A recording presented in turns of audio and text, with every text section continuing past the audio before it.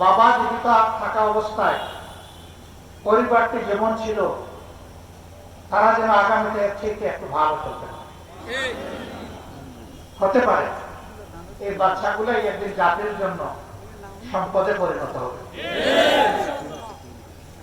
আমাদের কাছে মানবিক ব্যাপারে কোনো দল ধর্মের কোনো ব্যবধান নাই।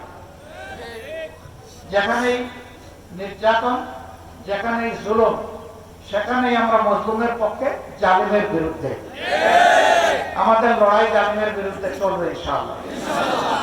একটি জুলুম বৈষম্যহীন বাংলাদেশ, একটি দুর্নীতি এবং দুঃশাসন মুক্ত বাংলাদেশ, একটি মানবিক বাংলাদেশ আমরা করতে চাই। কিসের ভিত্তিতে? আল্লাহ তাআলার কোরআনের ভিত্তিতে। সমস্ত সৃষ্টির যিনি স্রষ্টা, কোরআন তার দেওয়া বিধান। এই বিধানের চাইতে উত্তম কোন বিধান আর দুনিয়ায় হতে পারে না। আমরা সেই বিধান এই বাংলার জমিনে জীবন্ত দেখতে চাই। ও আল্লাহ, তুমি এই জীবন্ত বিধানকে জীবন্ত করে দাও। এই বিধান কায়েম না হওয়া পর্যন্ত আমরা এইরকম মানবতার পক্ষে বারবার ছুটে আসবো, কিন্তু দুঃশাসন এবং দুর্নীতি দুষ্কর্ম বন্ধ হবে না। বন্ধ হওয়ার স্থায়ী বিধান হচ্ছে আল্লাহর কোরআন। এর ভিত্তিতে আমরা একটা মানবিক বাংলাদেশ করতে চাই। আপনারা কি আমাদের সাথে থাকবেন? এই প্রয়োজন থাকলে হবে, সারা বগুনাবাসীকে সম্পৃক্ত করতে হবে, ঘরে ঘরে আওয়াজ তুলে দিতে হবে যে আগামীতে বাংলাদেশে কোরআনের শাসন চাই। সব দল তাদের নীতি আদর্শের ভিত্তিতে দেশ শাসন করেছে। কোরআন স্বাধীনতার পর 53 বছরে বাংলাদেশের সংবিধান হয়ে দেশ শাসনের সুযোগ পায়নি। আমরা চাই কোরআনের শাসন যারা কায়েম করবেন, আগামীর বাংলাদেশটা আল্লাহ তাআলা তাদের হাতে তুলে দিন।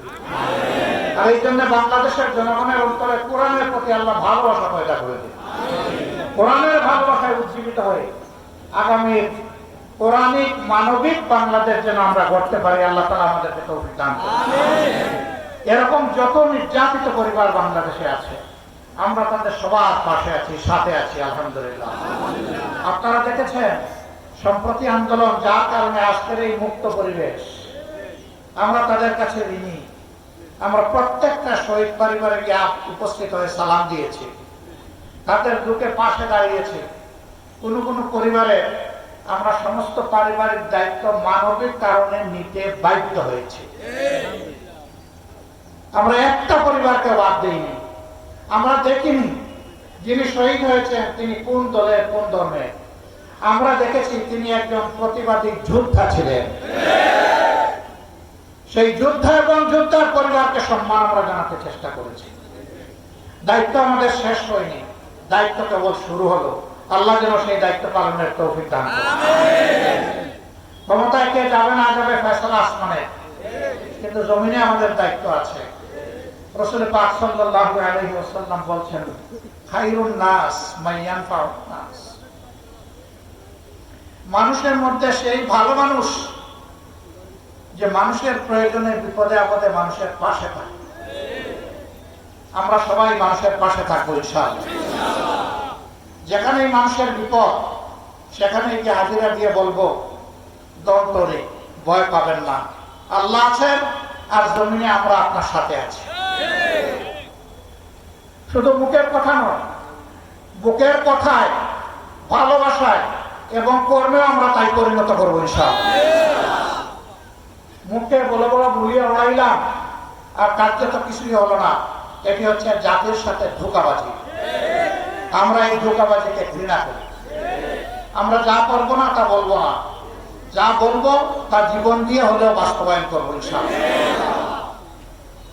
সেই মানবিক বাংলাদেশ গড়ার ক্ষেত্রে আসুন বরগুনার ঘুরে ঘরে ঘরে আমরা ছড়িয়ে পড়ি আর মানুষকে বলি, আসো আল্লাহর দিকে, আসো কোরআনের দিকে, আসো মানবিক বাংলাদেশ গড়ার।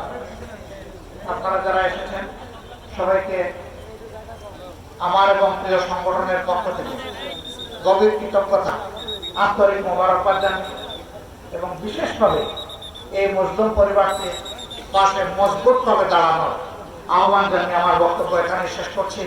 আল্লাহ হাফেজ। বাংলাদেশ জিন্দাবাদ। বাংলাদেশ জামাত ইসলামী জিন্দাবাদ। আসসালামু আলাইকুম ওয়া রাহমাতুল্লাহ।